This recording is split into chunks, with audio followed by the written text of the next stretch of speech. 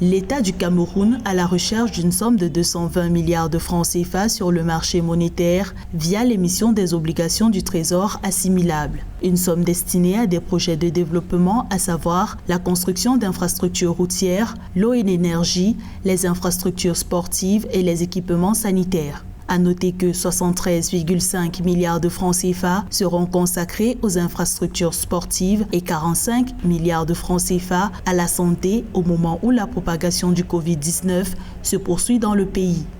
C'est une crise qui est un cas de force majeur, ça veut dire imprévu, qui ne pouvait pas être prévu par l'État du Cameroun. Maintenant, il y a certainement des interrogations qui vont suivre. Parce que comment est-ce que l'État va faire pour financer ces mesures? Le Cameroun compte lever les fonds estimés à 220 milliards de francs CFA en 3 étapes. La première concernera une levée de 50 milliards de francs CFA le 8 avril 2020 pour une maturation de 2 ans assortie de 3,5% d'intérêt. La deuxième émission portera sur un montant de 70 milliards de francs CFA pour une maturité de 3 ans et 4% d'intérêt. Remboursable au bout de 5 ans à un taux d'intérêt de 5,7%, la troisième émission d'obligations du Trésor assimilables servira à mobiliser 100 milliards de francs CFA.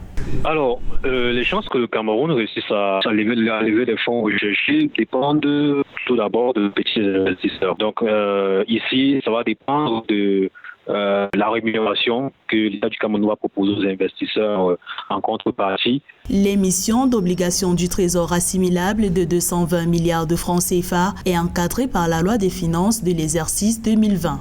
Ces émissions rentrent également dans le cadre de la stratégie d'endettement à moyen terme de l'État pour la période 2020-2022.